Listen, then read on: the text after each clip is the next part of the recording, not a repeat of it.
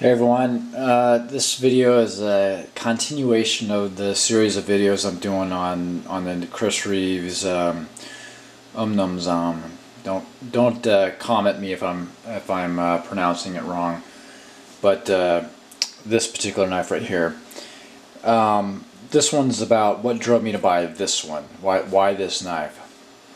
For the folks that have been watching for a while, you'll know that I'm basically a knife collector, and I have a series of user knives just for utility work, that kind of stuff.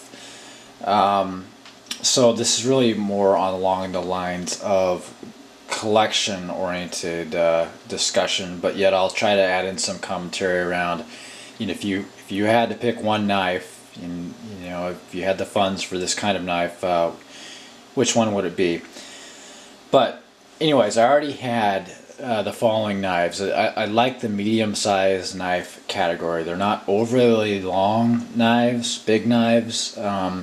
Most of these, all of these, are at 4-inch blade or less than 4-inch blades.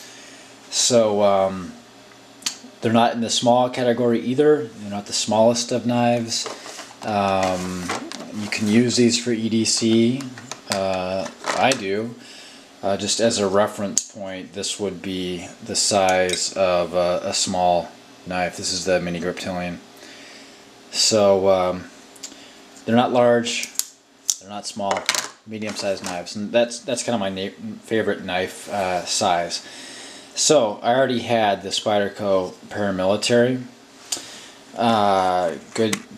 Great knife. Not as expensive as most of the knives you see here. So I had that one already. I had the Emerson CQC7, not as expensive as the remaining knives here. And then I had the Strider. And then I had the Sebenza, right, which there's a lot of videos out there about the Sebenza. And this is it. I won't go into too much detail about it. So what I wanted next really was this one, the Umnumzaan. And I had played with it in the store, and I felt that it was neat. It was a little too tactical looking, maybe too aggressive when I first started looking at it. But it started growing on me, and I think my maybe my tolerance for more expensive knives also grew on me, unfortunately. But the one thing I didn't like about it was the frame lock. I thought it was real hard to grasp onto. There's just not much there. It's not cut out as much as the Sebenza. I'll try to zoom in the focus a little bit. Yeah, that's that. And the Sebenza, you can see you had this whole cutout here. It's easier to get your thumb in. And it's true that Sebenza is easier to close, but this one ended up being not as bad as what I thought. So I picked it up anyways, and very happy with it. Exceedingly so. More happy with it than I thought it would be. Okay, so what drove me to it? Medium-sized knife. I like the medium knives that are heavy-duty oriented, and by heavy-duty I mean firm scales, firm handle, and this has titanium on both sides, and it is very has that rugged, firm, high-quality feel to it. More so than the Striders. This does weigh a little bit more, and you can look up the specs, but not much. It doesn't feel like a heavy knife to me at all. It's extremely well balanced. It's a balanced knife. That's pretty neat. Haven't done that yet. So balanced, quality handle feel, durable. The other thing I look for is spine thickness. Not that I'm wailing on these knives or anything. I am using this one to some extent. Not heavy use yet, but I plan to. So spine thickness, and it has decent thickness. It's so flat there, it's hard to focus in. But And then the frame locks. The frame locks have are more durable, the more secure, the more firm.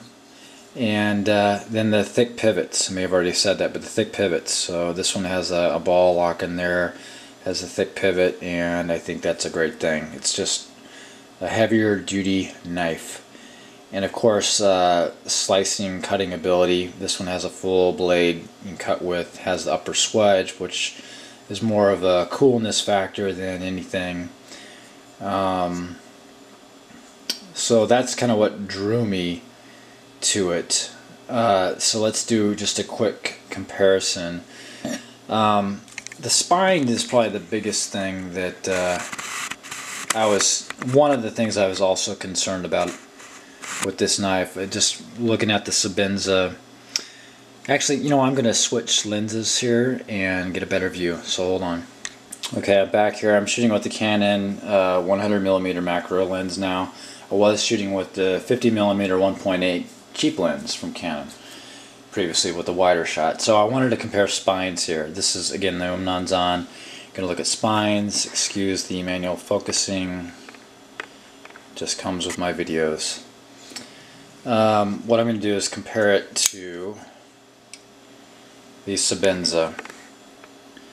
The Sebenza has kind of a rounded spine, and it's a little hard to tell, but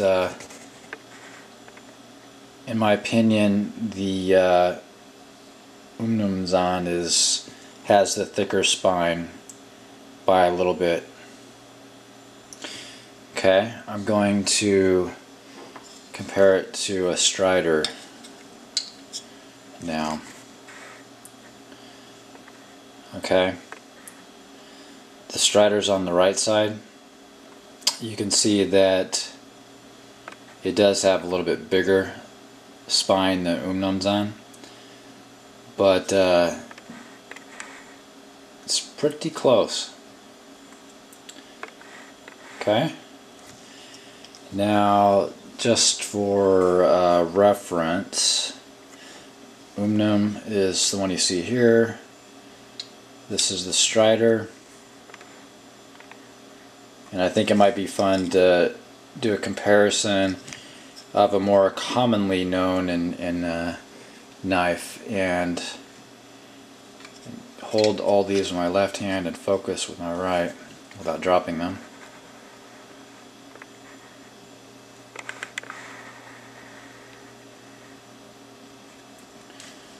Alright, so the one I added here, you can see the thickness of the blade. That is a Benchmade Griptilian. Okay, and that's kind of the spine thickness difference. The Griptilian is smaller. Okay, just a reference there. And the Emerson, just for fun.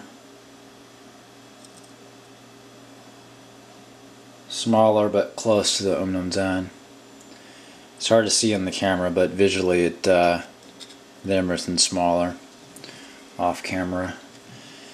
So that's what kind of drove me to this knife. I like the expected durability from this knife, and so far so good. So if you have any questions, let me know. Thanks.